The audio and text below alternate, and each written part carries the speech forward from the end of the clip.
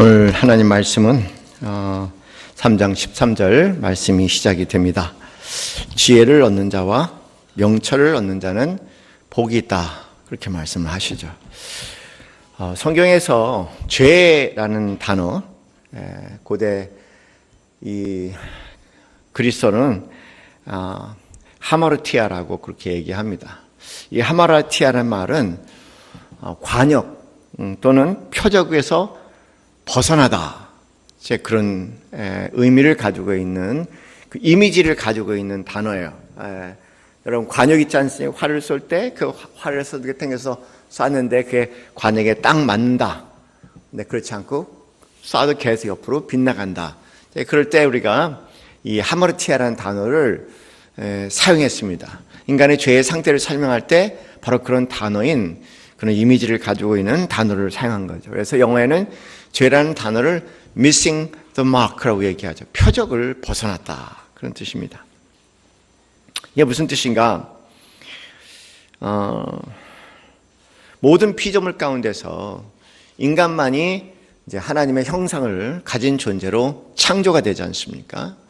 그러니까 인간만이 하나님의 형상으로 창조됐다는 것은, 그 뜻은 뭐냐면 부모와 자식처럼 그렇게 친밀한 호흡 같은 교제를 하면서 살아갈 수 있도록 이제 하나님께서 우리를 창조하셨다는 거죠. 그런데 그 관계에서 벗어난 삶, 인간 그 본연의 삶에서 벗어난 삶, 그런 삶을 표적에서 벗어난 삶, missing the mark 또는 하마티아라는 단어를 사용해서 죄를 이야기합니다.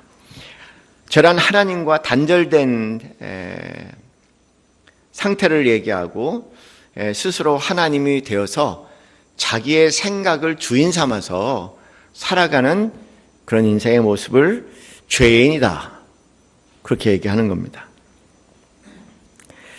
하나님께서 우리 인간과 그리고 천지를 창조하실 때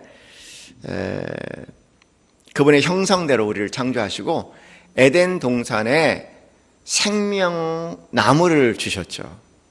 그리고 그 생명나무를 먹고 살면 괜찮지만, 그러나 생명나무가 아닌 다른 나무, 선악과라는 다른 열매를 먹게 되는 경우에 그것을 이제 그 자체라기보다 너와 나의 관계가 끝나는 거다. 너와 나의 관계가, 이런 아들과 자식의, 그 아비와 자식의 관계가 끝나는 거다.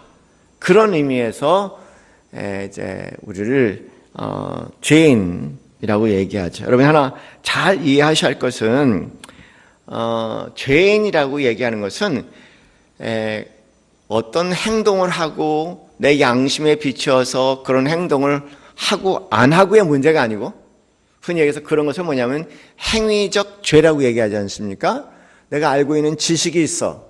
그리고 내 양심에 뭔지 모르게 내가 예수를 믿지 않아도 공자활 맹자활 하면서 그러니까 세상의 어떤 윤리나 도덕률을 배우고 난 다음에, 사회적인 어떤 그런 도덕률을 배우고 난 다음에 뭔지 모르게 내 마음에 거슬려서 잘못했다라는 그런 행위적인 얘기를 하는 것이 아니라, 근본적으로 하나님과 단절된 상태에서 자기 자신을 하나님 삼아, 나의 생각을 하나님 삼아, 나의 생각에 따른 그런 양심에 비춰 그런 사랑을 얘기하니까 이 용어를 우리가 하나 알아야 될 것 같아. 기독교에서 죄라고 얘기한 것은, 본질적인 죄는 뭐냐면 존재에 대한 죄지 행위에 대한 죄가 아니라는 겁니다.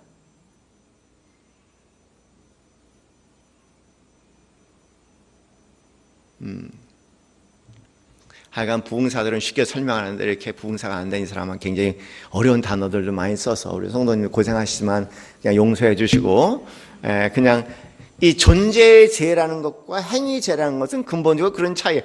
성경에서 얘기하는 근본적인 죄는 존재에 대한 하나님과 단절된 상태로서의 그런 상태에서 죄를 얘기하는 거지, 그리고 흔히 얘기해서 행위, 뭐 이런 거 했다 안 했다, 그래서 죄책감을 느끼고 잘못했다 하는 것은 알고 보면은 그거의 결과란 거죠. 하나님과 단절된 상태에서 나오는 것들을 얘기하는 것이 그런 면에서 행위의 죄는 근본이 아니고 우리 기독교에서 죄라고 할 때는 단절된 죄를 얘기한다. 그러니까 어떻게 보면 여러분 행위의 죄로 얘기하면은 제가 볼 때 기독교인들 억만진창 너무나 많아요. 뭐 제 자신도 적당히 억만진창이지만 정말 엉터리 많아.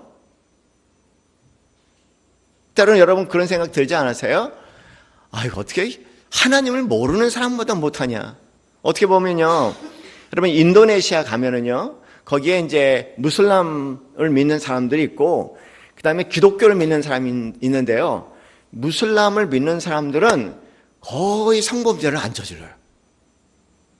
그래서 여러분 사회적으로 무슬람 사회는 범법자가 훨씬 적어요, 기독교 사회보다. 근데 기독교 커뮤니티를 보면은 아주 복잡한 일이 많이 일어났고 어떤 때는 속상했고 차라리 그냥 무슬람을 믿는 게 낫겠다라고 얘기할 정도로 행위에서는 차이가 있다는 거예요. 그걸 갖고 죄인이다 아니다고 얘기하는 것이 아니라 하나님과 천지를 지으신 모든 피조물의 주인 대신 그 하나님과 관계를 있는 존재냐 아니냐라는 존재에 대한 죄를 얘기하는 것이지 그런 행위의 죄가 아니라는 거에 대해서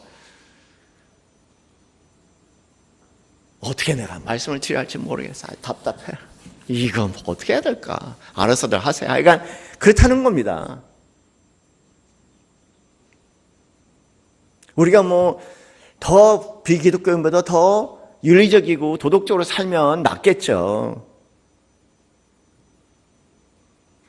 하나님은 그걸 따지는 것이 아니라 당신하고 관계가 있느냐 없느냐는 거예요.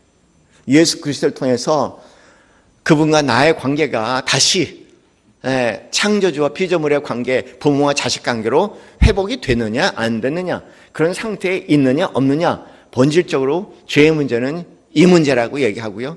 그 다음에 우리의 행위의 문제는 이렇게 살아야 된다 저렇게 살아야 된다라는 행위의 문제는 그것의 결과일 뿐이다는 거죠. 그러니 두 개 다 맞으면 얼마나 좋겠습니까?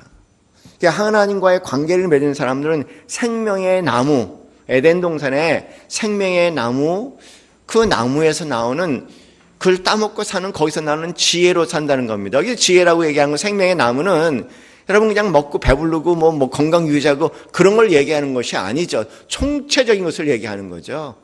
에덴 동산에 나오는 생명의 나무는 하나님과 관계성에서 하나님 안에서 나오는 지혜를 얘기하는 겁니다.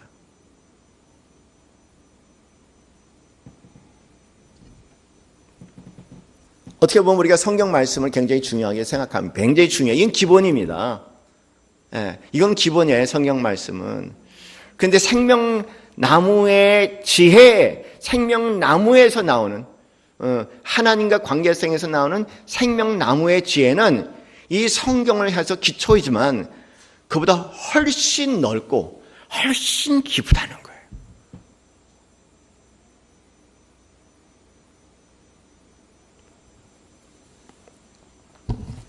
그리고 그 세계는 기본적으로 하나님 말씀을 통해서 하나님을 알고 믿고 관계를 갖게 되지만 그 긴 과정은 이거보다 훨씬 깊고 훨씬 넓다는 얘기입니다.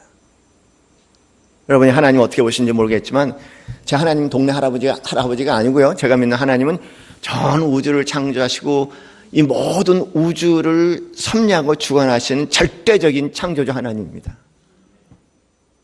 상상할 수 없는 스케일인데 어느 인간이 그 하나님을 다 안다고 얘기할 수 있을까 도대체.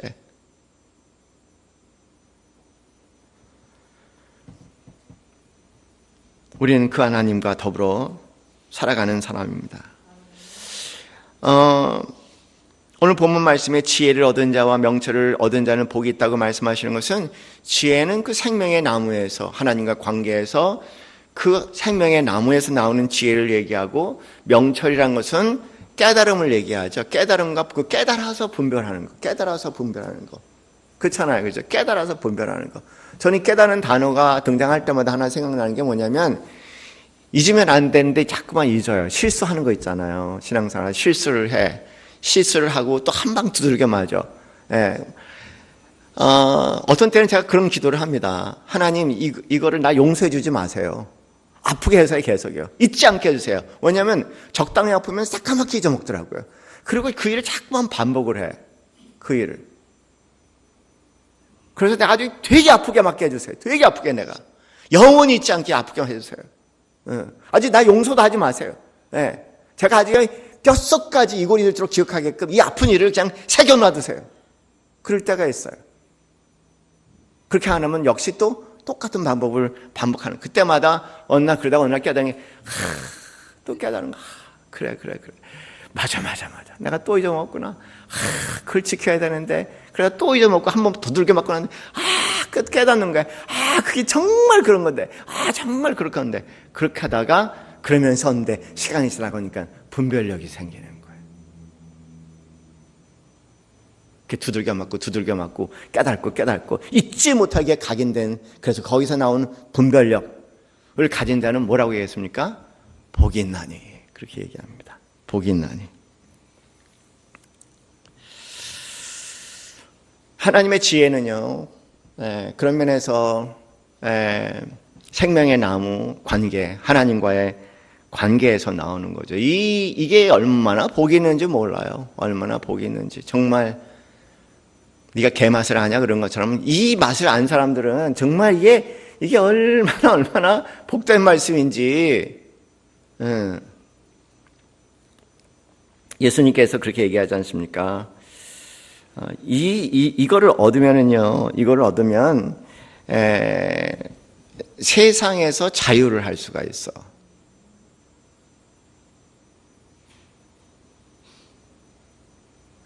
세상에서 자유할 수 있고요. 이 세상에 살지만 이 세상에 속해서 이 세상에서 종로로 타는 것이 아니라 이 세상에 살지만 이 세상의 것에서 자유할 수 있는 거. 여러분 한번 생각해 보세요. 우리 마음의 고통과 어려움이 다 어디서 오는 거냐면 이 세상에서 자유하지 못해서 오는 거 아니겠습니까? 이 세상의 이런 모습이나 저런 모습이나 이 세상에서 이 세상이 전부인 것처럼 이 세상이 일어난 일들이 나의 행과 불행과 그 모든 것을 좌지우지할 것 같은 이 세상에 한마디로 종로로 탄 데서 우리의 모든 불행이 터져 나오는 거예요. 예수님께서 그렇게 말씀하셨어요. 진리가 너희를 자유케 하리라 이렇게 말씀하셨습니다. 근데 너무 신기한 게요. 진리가 너희를 자유케 하라고 말씀하시고 이어서 하시는 말씀이 뒤에선 똑같은 말씀을 반복하는데 뭐라고 말씀하냐면 아들이 너희를 자유케 하면 너희가 진실로 자유하리라는 얘기인 겁니다. 그러니까 여기서 진리라고 얘기하는 말을 하고 진리가 너희를 세상으로부터 자유케 하리라고 말씀하시는 겁니다. 그리고 더 이 말을 뒤에 가서는 아들이 너희를 자유케 하리라고 말씀하실 때 이게 아주 이상한 겁니다. 하나는 진리라고 얘기하고 하나는 아들이라고 얘기해서 이게 무슨 얘기를 하고 있느냐. 그 당시에 요한복음에 기록된 이 말씀을 보면은 그리스인들은요 무슨 지식을 생각을 한 거예요. 지식이 우리를 아주 그 신기하고 놀라운 남들이 모르는 커다란 어떤 지식을 갖게 되면은 그것이 우리를 세상에서 종로로 탄 데서 자유케 하리라고 그렇게 생각을 한 거죠. 아주 지식을 가지고 깊은 깨달음, 해안을 갖게 되면은 세상에 묶인 것에서 자유할 수 있다는 얘기예요.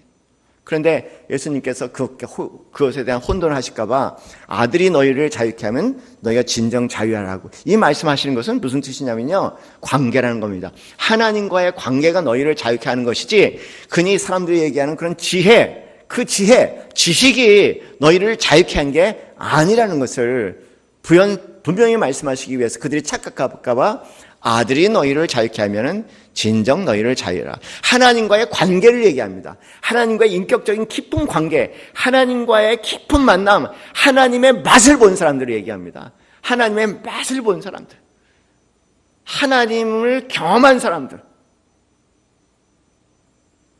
그런 사람들에게 자유가 주어진다는 거예요.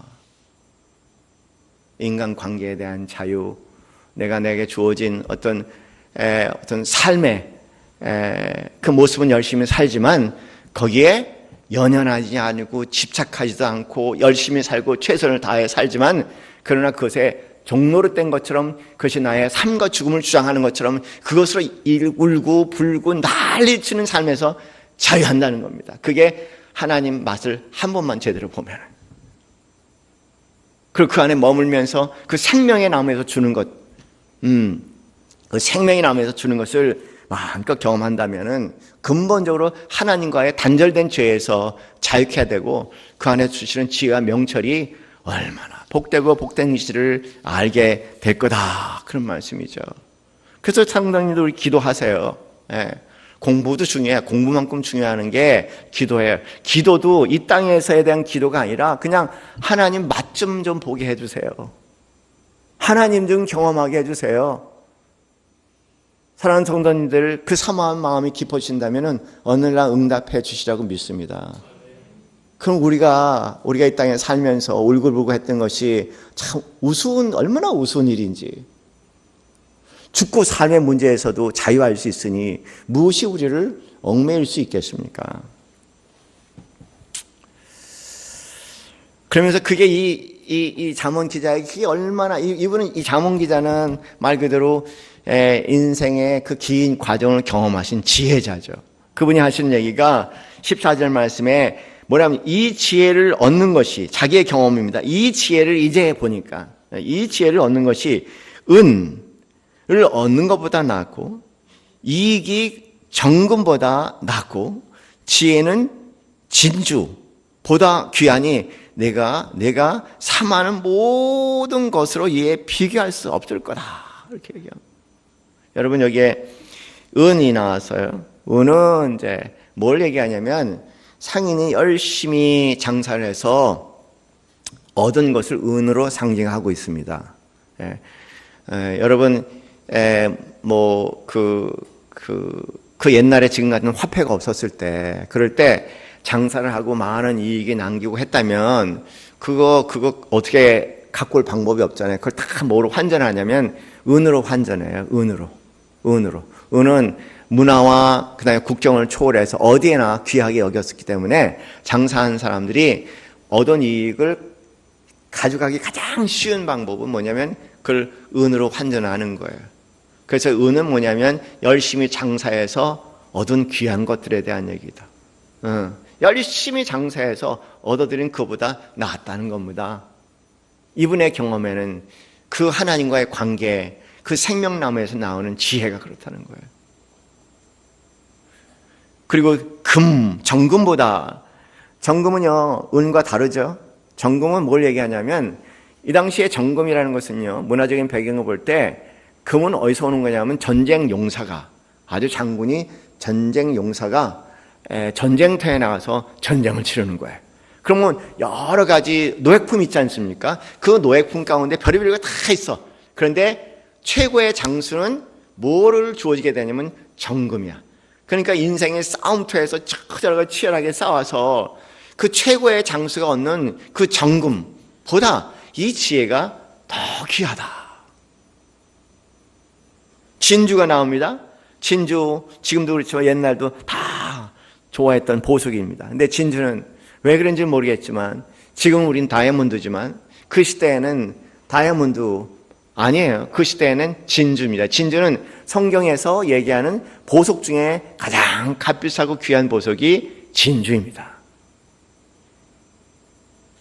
그것보다도 더 귀하다고 얘기하는 거예요. 그리고 더 나아가서 내가 사모하는 그 모든 것과도 비교할 수 없다. 우리 기도 제목 그 모든 것 다 비교해도 우리가 사모하는, 여기 사모라는 단어는 열애라는 단어 의미가 포함되어 있습니다. 열애. 누가 사랑에 빠져서 그냥 막 상사병에 걸릴 정도로 사랑에 빠져서 상사병에, 여러분 상사병 걸려보셨나 혹시? 어떻게 상사병 걸려보셨어요? 정말 사랑하는 사람 만났는데 배신을 당했어. 떠났어. 저도 한번 고등학교 1학년 때 상사병에 걸린 적이 있었어요. 저희 고등학교 때 제가 프렌치 혼이라는 혼을 불었었는데 웬 여자애들이 저희 문학의 밤에 왔어요. 왔는데 저한테 꽃 한 다발을 주더라고요. 난 전혀 모르는 사람인데. 그래서 저를 아시냐고 그랬더니 모른다는 거예요. 자기네 친구 같이 왔는데 뭔지 모르게 그날 마음에 드는 사람한테 주기로 그렇게 하고 왔다는 겁니다. 그게 제가 마음에 들었다는 거예요. 그래서 제가 그래요 그렇게 하고 오셨으니까 제가 한번 동네 한 바퀴 돌리겠다고, 이 학교 잘 모르시니까 학교 한번 이렇게 한 뱅글 돌리겠다. 그래서 딱 했어요. 했는데 그러고 난 다음에 이제 걔네들이 저한테 뭐냐면 자기네 학교에도 이제 이런 우리 때 있잖아. 문학예반 막 이런 거 했잖아. 학교 초대하는 거. 문학예반이 있다는 거예요. 예. 그 문학예반. 근데 여러분 제가 성경 말씀할 때 왜 이런 것에 다 재밌어 하시는지 모르겠어요. 하여간 그래. 그래서 문학예반에 걔네들이 초대를 해서 제가 갔어. 갔는데 그 중에 이제 한 애가 좀 마음에 들은 거예요. 예, 그래서 걔하고 이제 같이 가다가 걔는 없는 사이를 껴서 똑딱똑딱 한 거죠. 그래갖고 이제 둘이 빵집에서 만나자. 뭐 무슨, 뭐 옛날 지저분한 얘기지만 하여간 그래서 이제 빵집에서, 그 만난 거예요. 그래갖고 이제 두세 번 만났나? 그런데 갑자기 이제 어느 날 그 교무부에서 저를 부르는 거예요. 그러니까 갔죠. 갔더니 교무부 주임이 막 야단을 치면서 연애한다고. 그러면서 걔하고 관계를 끊지 않으면 다시 한번 만난 너는 정학이라는 거예요. 어떻게 할 거냐? 뭐 정학 당하는 것보다는 끊는 게 낫죠. 그래서 끊었어요. 예. 끊고 난 다음에 그 순진한 놈이 그게 문제야. 제가 제 평생 가슴이 아파 밥 못 먹어보긴 처음이야 그때. 제 평생 하지도 않은 작곡까지 했다니까요. 노래 하나. 근데 그 친구를 나중에 대학교 때 만났어. 저는 이제 연대를 가고 걔는 이대를 가서 어떻게 미팅을 했는데 그 인간이 딱 나타나는 거예요. 이대 아들, 우리 아이들 연대 딱 나타나는 거 그 미팅이에요. 서로 깜짝 놀랐어. 근데 신기한 건 제가 그 여자를 보는 순간 내가 옛날에 왜 저 여자를 좋아했지 모르죠. 여자의 마음도 그렇고 남자의 마음도 다 갈 때야. 도대체 이해가 안 되는 거예요. 저렇게 두꺼운 안경을 쓴 여자를 왜 내가 좋아했지? 막 그러면서 도대체가 제가 이해 안 되는데 하기야 뭐 그런 풋사랑이라는 게 눈이 뒤집혀서 가는 거지 제정신으로 가는 거겠습니까? 예. 그런데 어쨌든 다행히 우리 뭐 춘향이와 뭐 이도령 그렇게 안 만났어. 그래 그냥 그거 끝났는데 그래도 궁금하잖아요. 왜 안 나왔냐고. 예? 왜 안 나왔냐고. 그래서 얘기를 했더니 걔 친구들이요. 뭐 이건 설교 내용 관계없어. 걔 친구들이 시기를 한 거야. 그리고 걔네 엄마한테 전화해서 얘 연애짓 한다고. 그 걔네 엄마가 우리 학교에 전화를 한 거예요. 그래갖고 교무 선생님한테 이야기한 거예요. 제가 풀려간 거죠. 네. 뭐 스토리는 그래. 나중에 그래서 아주 그 궁금함을 아는데 그런 거 한번 당해야지 단어가 이해가 되잖아요. 그런 적 있는 사람에게 복이 있을지어다. 이 말이 이해가 될 테니까. 이 말이 이해가 될 테니까. 예? 다 경험해봐야지 되는 거예요. 다 경험해봐야지. 도망다니지 말고, 실현도 당하고, 실현도 시켜보고, 막 해야지 말씀이 다가오는 거지. 점잖게 살고, 꼿꼿하게 살고, 윤리도덕처럼 살고, 말씀 안 와요. 그럼 죄인이란 걸 제대로 이해 못 하나? 맨날 자기 의인이 돼버리는 거지. 모범생은 재미없어. 모범생의 신앙생활은 재미없어요. 그냥 오야국제. 그 봉사들 보세요. 이야, 어떻게 저렇게 정말 쭈글쭈글 저런 인생, 그 인생을 어떻게 말씀 안에서 딱 풀어내는지, 참 대단해요. 저는 말씀이 참 은혜가 되기에 너무 모범생으로 사는 게 좀 그렇죠. 죄를 질 때 바짝 지고 난 다음에 은혜도 바짝 받고 난 다음에 그래야지 말씀이 능력이 있는데 이거 뭐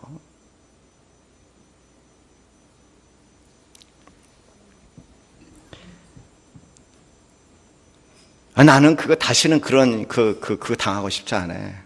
너무나 아파갖고요. 그런 사모하는 마음으로 그렇게 귀한 마음으로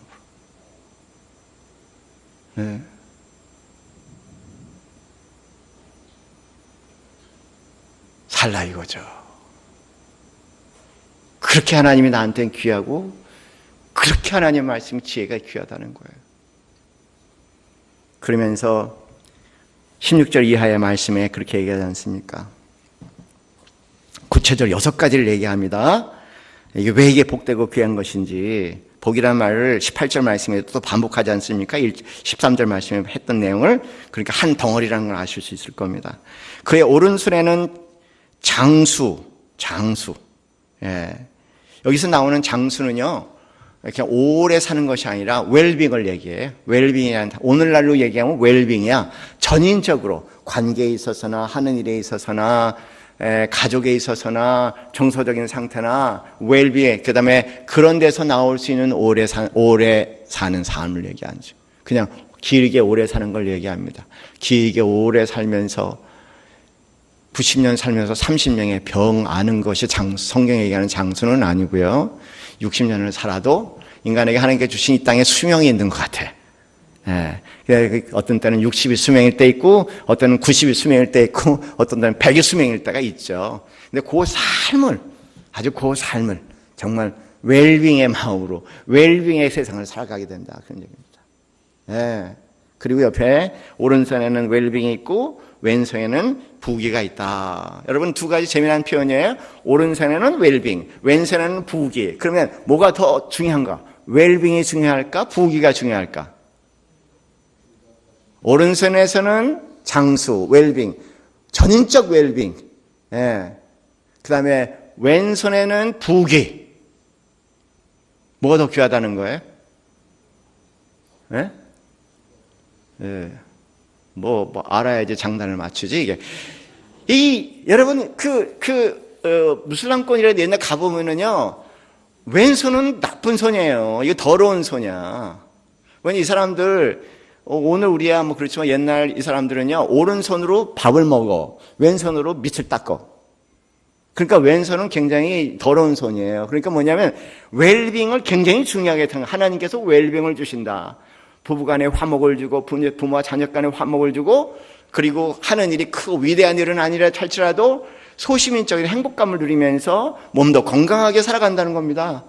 그게 제일 중요하다는 거. 부귀는 만약에 여기서 나오는 부귀가 아니라면은 별로 그렇게 중요한 거 아니다는 거. 부귀가 있죠. 돈 많이 벌어, 재물 많이 벌어. 그거 부러워하지 마세요.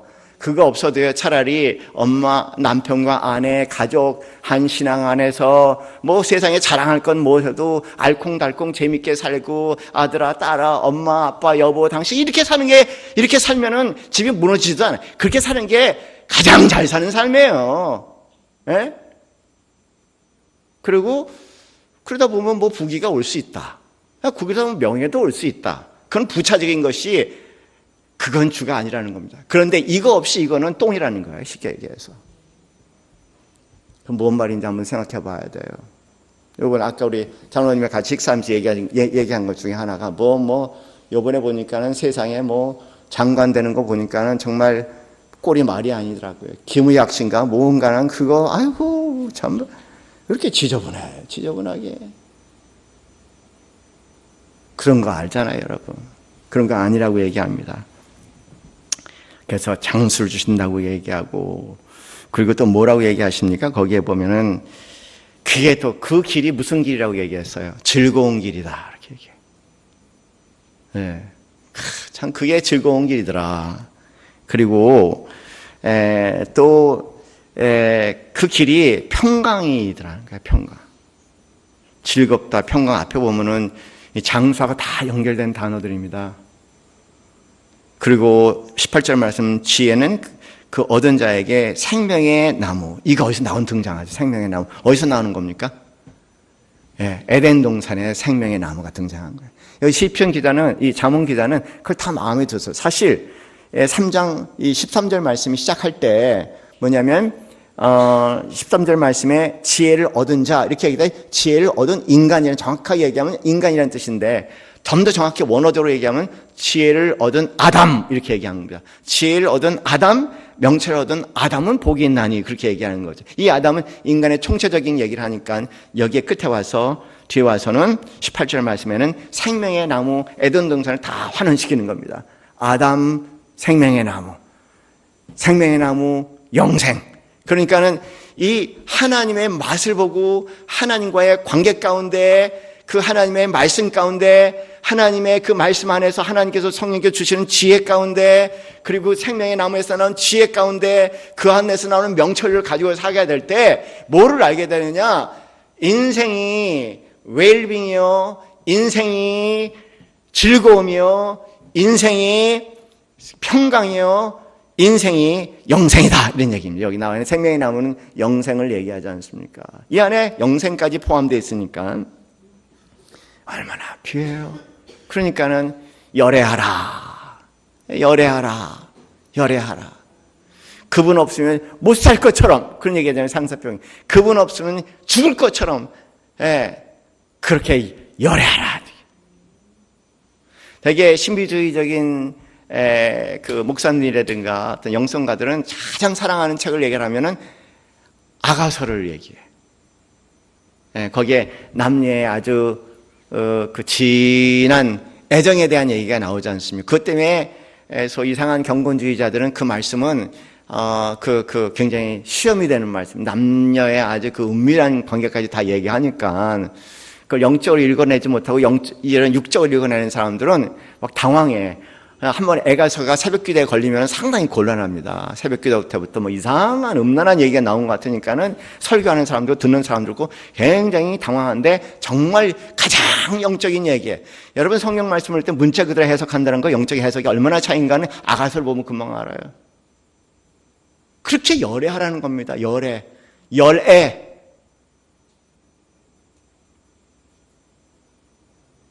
어떤 대상과 열애하는 것보다 이 하나님 그리고 하나님의 지혜, 생명의 나무, 영생과 열애하는 것이 가장 귀하다.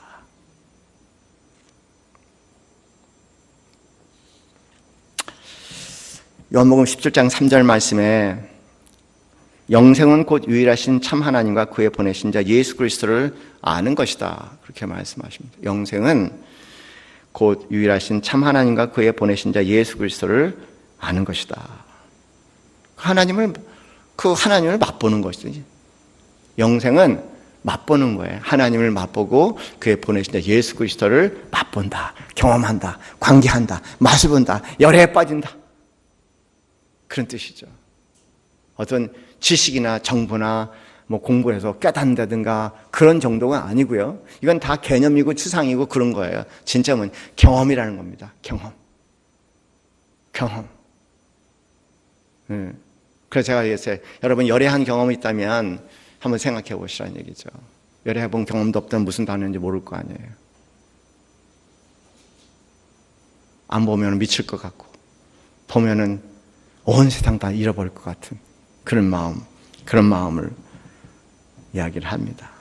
이 세상 가운데 있을 때, 이 가운데 있을 때 세상에 더 우리를 자유하게 하는 그런 지식이 되겠고, 이 경험이 세상을 이기는 믿음, 자유할 수 있게 해주고, 모든 것을 내려놓을 수 있게 해주고, 이 땅에 속한 내려놓게 해주고, 자유할 수 있게 하고, 그런 면에서 역설적으로 주인이 되는 거죠. 세상의 주인이 되는 거. 종이 아니라, 그리고 그런 면에서 승리할 수 있는 것. 그렇게 얘기합니다.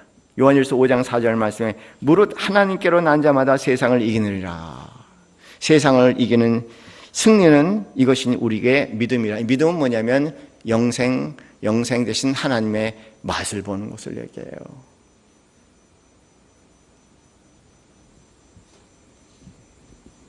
그러면서 19절 20절 말씀에는 하나님에 대한 개념이 역시 동네 할아버지처럼 생각하지 말라는 얘기입니다. 거기에 여호와께서 지혜로 땅에 털을 놓으셨으며 명철로 하늘을 경고히 세우셨고 그의 지식으로 깊은 바다를 갈라지게 하셨으니 공중에서 이슬이 내리게 하셨는데 이게 뭐냐면 천지를 지으신 하나님이라는 거. 우리가 마음에 닿는 하나님 말씀, 하나님의 맛을 보고 하나님의 맛 가운데서 계속 경험하는 이 지혜의 세계는 천지를 지으신 여호와 하나님의 지혜라는 것을 다시 한번 이렇게 듣는 자에게 강조를 하는 거죠.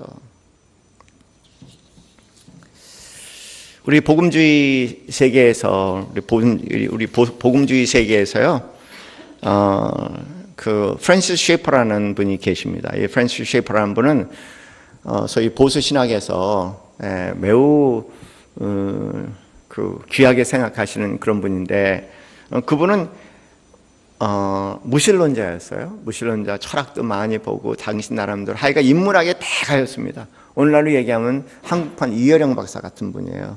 근데 그 시대에 굉장히 탁월한 인문학자였는데요. 자꾸 찾다가 성경을 보기 시작했습니다. 너무 신기한 게요. 성경을 이 창세기 1장으로부터 11장까지만 읽고 난 다음에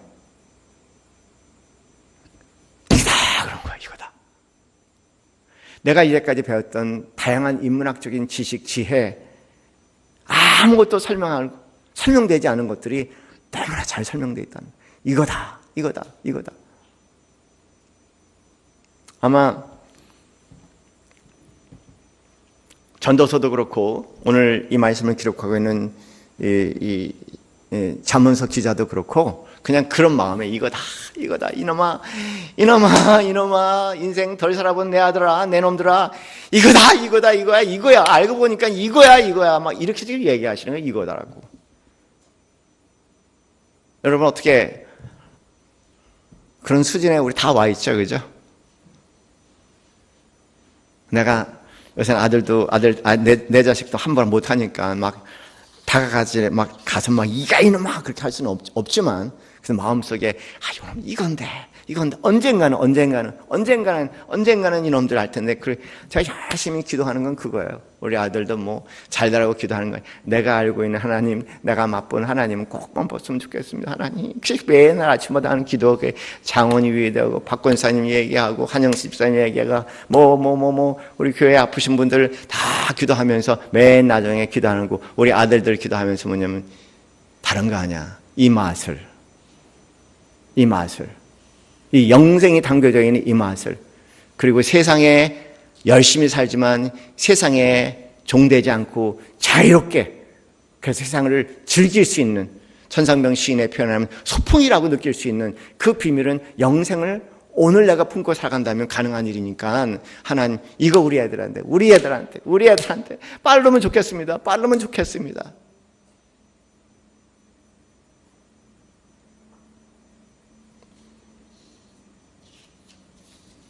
그런 마음으로 다 우리 사랑하는 성도님들 사실 줄 믿습니다.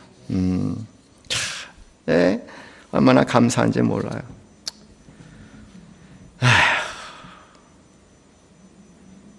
어쩌다 내가 예수님을 만나게 됐을까? 너무 신기한 일 중에 하나인 것 같아요. 사람이 똑똑하다고 만난 것도 아니고, 박사라고 만나는 것도 아니고, 돈이 많다고 만나는 것도 아니고, 참, 그게 웬일이냐. 이렇게 이렇게 세월 지나가면 지나갈수록 예수 믿는 게 이렇게 좋은지 모르겠어요. 정말 좋아. 정말 좋아요. 정말 어떤 것은 젊었을 때 좋은 곳이지만 세월 지나가면서 헛되고 돌아간 다음에, 어떤 것은 아리까리 했는데 오래 살다 보면 정말 귀하고 신기하다. 어떻게 내가 예수를 믿었을까? 어떻게 예수를 만났을까? 이게 뭘까 도대체? 뭔 사랑과 뭔 은혜를 이렇게 나에게 퍼부으셨을까? 내가 뭐라고 도대체?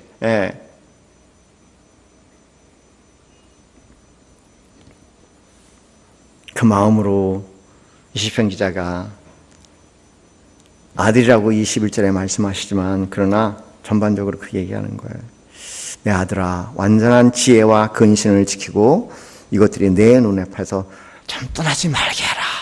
나중에 이렇게 하는 게 아니라 막 애틋한 마음으로, 어떻게 보면 통곡하는 마음으로, 간절한 마음으로. 경험한 자만이 할 수 있잖아요, 그죠? 이것밖에 없어.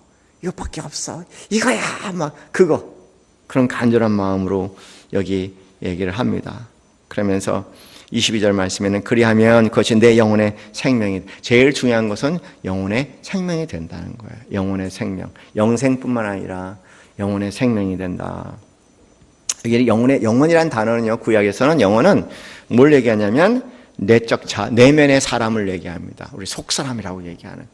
우리가 힘든 거는 겉사람이 힘들어요? 속사람이 힘들어요? 속사람이 힘들어서 그래. 우리 영혼이 힘들면 다 힘들어. 몸도 힘들고 다 힘들어. 여기 뭐냐면 그 영혼의 생명이 된다는 거예요. 이 하나님이 생명의 나무가, 그리고 생명의 나무가 준 지혜가, 그것이 생명이 된다는 겁니다. 여러분, 다윗은 시편 40편 5절 말씀에 많은 고난과 어려움 가운데서 막 그 안에서 막 어쩔 줄 모르고 막 신음하고 고통당하는 자기의 영혼을 감정하면서 시편 40편 5절 말씀에 내 영혼아 내가 어찌하여 낙심하며 어찌하여 내 속에서 불안해하는가, 그 영혼을 얘기하는 겁니다. 그러면서 뭐냐면 너는 하나님께 소망을 둬라. 그가 나타나 도우심으로 말미암아 내가 여전히 찬송하게 될 것이다. 이게 영혼의 생명이라고 얘기하죠.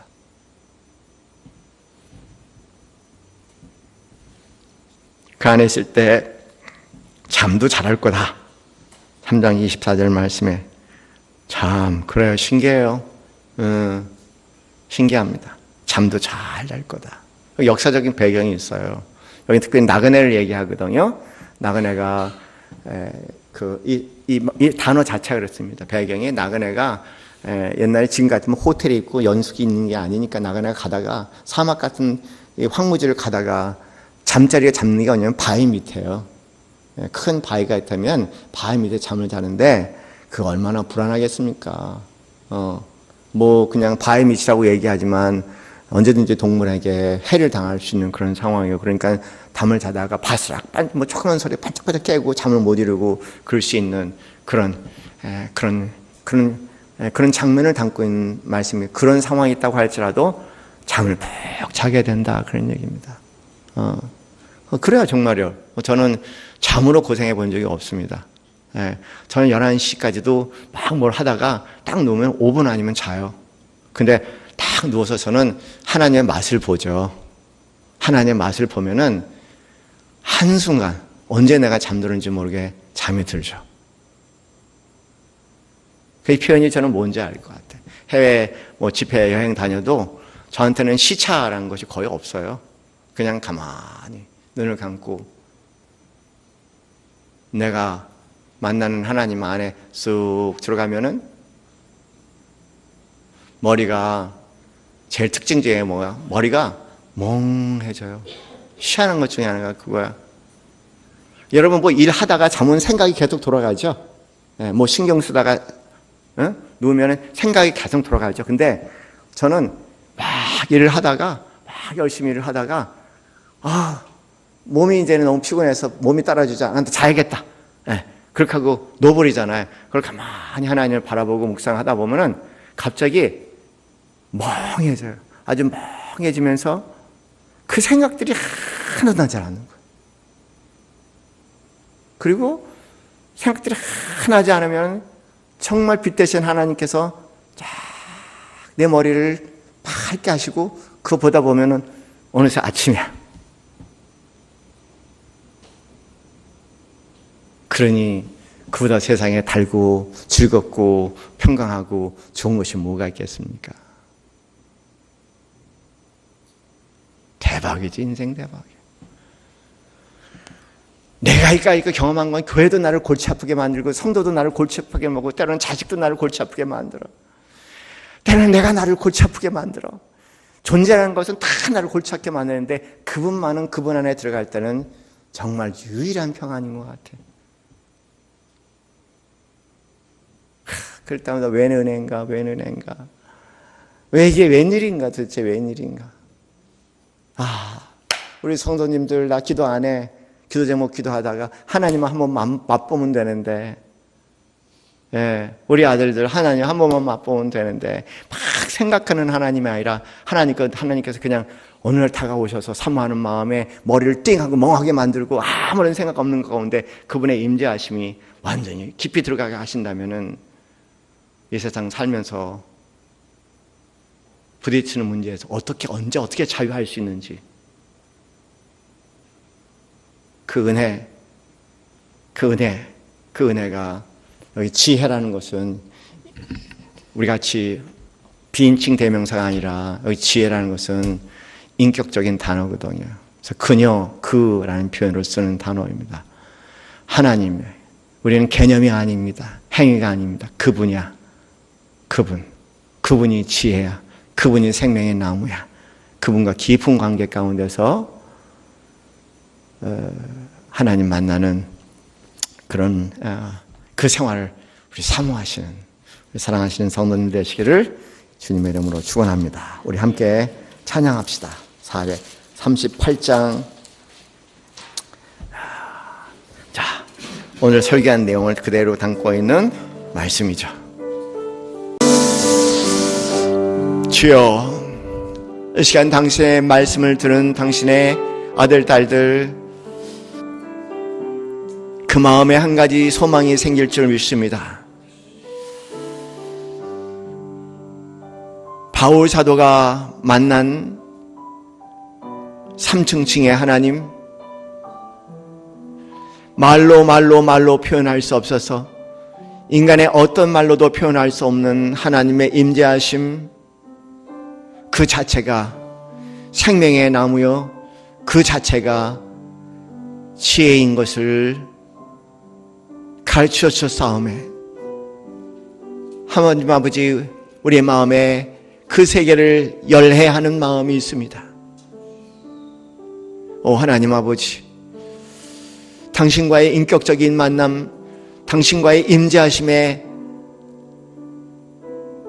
그 교제를 열애하는 사모하는 이 자리엔 당신의 아들 딸들에게 하나님 아버지 은혜와 은혜를 베푸시되 그 하나님을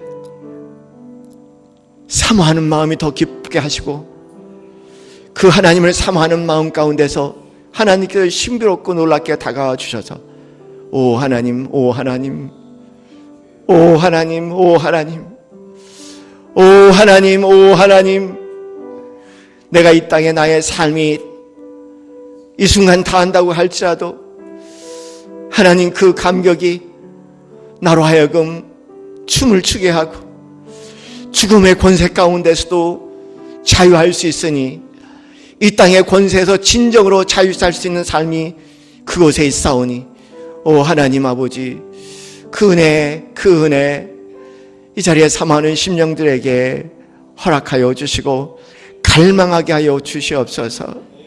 오 하나님 이 땅의 모든 것 헛되고 헛된 것입니다.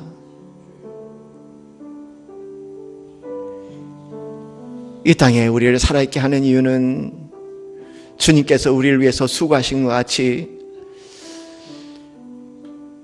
하나님 모르는 영혼을 위해서 수고하라고 잠시 이 땅에 맡겨놓은 것뿐이고 그 외에는 이 땅에 우리가 그렇게 매달리고 생명처럼 여길 수 없다는 것 하나님 이제 우리는 알고 있습니다. 오 하나님 아버지 그 은혜를 허락하여 주시옵소서. 그 은혜를 허락하여 주시옵소서. 신비로운 하나님의 맛 가운데 하나님을 경험하게 하시고 영생의 맛을 보게 하여 주시고 세상을 이겨나가는 믿음 되게 하여 주시옵소서. 이제는 우리 주 예수 그리스도의 그 크신 은혜와 하나님 아버지의 지극하신 사랑과 우리 주 예수 그리스도의 귀하신 은혜와 성령님의 감동 감화하심이 오늘도 영생의 맛 가운데 하루하루를 넉넉히 이겨내기 소원하는 이 자리는 모든 성들 머리 위에 지금부터 영원까지 함께 있기를 축원하옵나이다. 아멘.